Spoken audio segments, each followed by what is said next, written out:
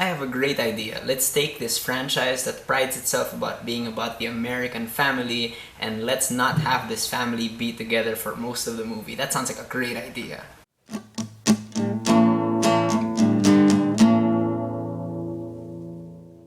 Vegas Vacation is directed by Stephen Kessler, written by Alyssa Bell, and stars Chevy Chase, Beverly D'Angelo, Ethan Embry, and Marisol Nichols. And in Vegas Vacation, Clark gets a lot of money from work and they go to Vegas. That's literally all I can say about this movie. Now notice something different about the title of this movie. There is no National Lampoon label. It's also the first vacation movie to be rated PG, and it's the first one not to have John Hughes credited as a writer. These are all very, very bad signs, and the signs ring true because I just did not have fun watching this movie. Most of the movie is spent following the Griswolds on individual paths, and it's just not a funny movie, and the acting as well has just finally run out of steam. It has now started raining because the world is sympathizing with me. Now this movie is very similar to European Vacation, which is already a bad sign as well.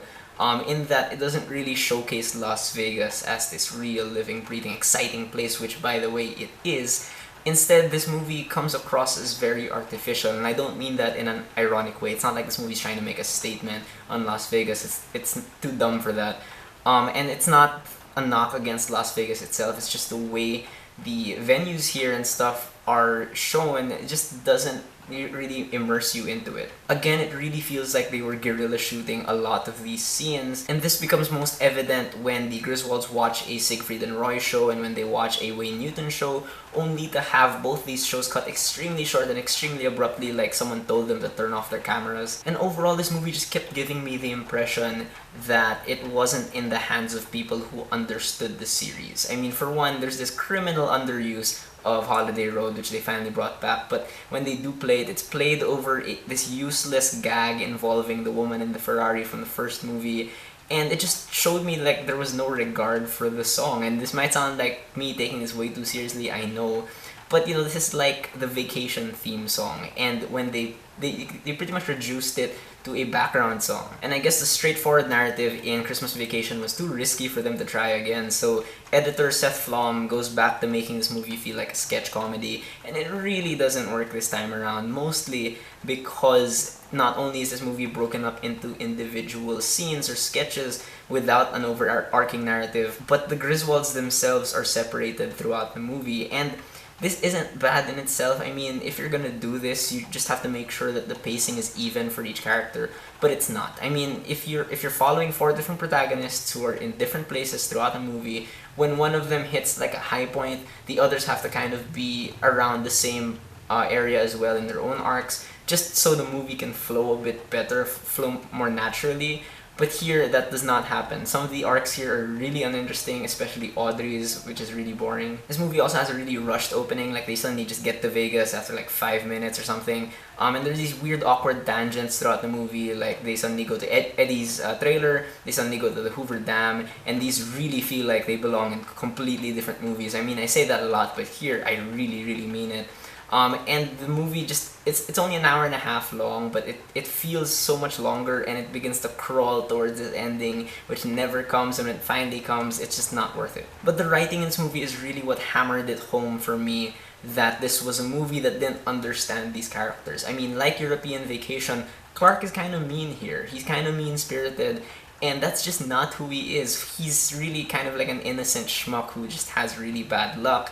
But, you know, they turn him into this gambling mess here, and, you know, you don't get the impression that he actually cares about his family because he's out there gambling and flirting with women. And I know he's done that before in the previous movies, but it wouldn't take him 90 minutes to figure it out. And if you're gonna change his character, like make him suddenly mean like this, at least give an explanation for it, but they don't anyway. And Ellen is supposed to be Clark's rock, but here, her entire arc revolves around her being seduced by Wayne Newton, and she falls for it. She takes the bait so easily. So again, it just does not feel like Ellen. Now when it comes to Rusty and Audrey, they're kind of supposed to be inconsistent throughout the movies. That's kind of what the gag became, like they're pretty much different characters per movie. But there's always something fundamentally consistent about them. And here, that fundamental characteristic seems to be missing. Like, Rusty's supposed to be kind of like his dad, he's supposed to be pretty goofy, and here he's kind of suave, he's kind of popular, which is weird. And Audrey is supposed to be kind of stubborn, but the way she's portrayed here, there's pretty much nothing to her. And after about an hour of the Griswolds off on their own, the movie finally decides that it wants its main conflict to be about how the family is never together, or something like that. And it does not work. Mostly because the way it resolves this conflict is with an ending that seems to be giving a really mixed message, because the movie's message seems to be, you know, family is more important than money and whatnot, but the movie ends with them having a lot of money anyway, so it's really, really weird. Now, acting has always been the strongest part of these vacation movies. It's always been the most consistent thing in this series, and it has finally failed us here. I mean, for one, Chevy Chase tries his darndest, and you can tell he's really trying, but he just can't carry this movie by himself, especially when he's not backed up by a strong cast. And one of those people not backing him up, in my opinion, is unfortunately Beverly D'Angelo, who honestly struck me as phoning it in. I just didn't get, you know, Ellen from her anymore. Ethan Embry, who plays Rusty, he's not bad per se. He just seems so miscast as Rusty that I just couldn't care about him and what he was doing no matter what he did. And I just really didn't like Marisol Nichols' performance. I just felt like she was really weak, especially when it came to the comedy and whatnot, when she had to deliver the punchline of the scene or whatever. And it's just that the fact is that she's a gorgeous human being, can't deny that, but it seems to go against who Audrey is supposed to be, so she's also kind of miscast. Randy Quaid is here again as well, because I guess they needed all the help they could get. And he's Randy Quaid, he's fine. It's just that he was lacking a lot of the heart that he had in Christmas Vacation. It was nice to see Wallace Shawn pop up for a bit, although he didn't really have that much to do. It was interesting for a while to see Wayne Newton play like a womanizing version of himself, but it only lasted for so long. And Siegfried and Roy really kind of looked like they were reading from teleprompters, but they only had like 2 lines. That brings us to the director, Stephen Kessler. This is apparently his first movie. I don't know if he's had any other movies. But he's just not funny, I'm sorry. I mean, it's tough to strike the right balance of goofiness in different situations, which is what Harold Ramis did so well in the very first Vacation movie. But instead of taking up that challenge, Kessler here keeps on doing the same kind of gambling scenes over and over again that it begins to get really repetitive very quickly.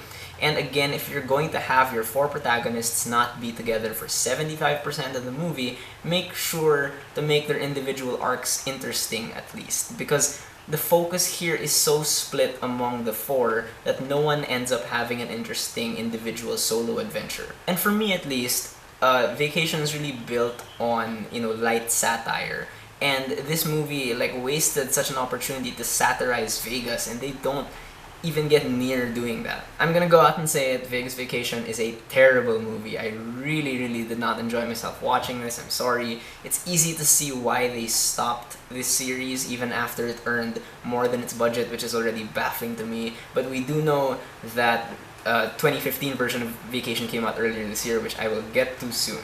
Alright, so those are my thoughts on Vegas Vacation. Have you guys seen it? What do you think about it? Whether you agree with me or not, please leave me a comment. Let's have a conversation.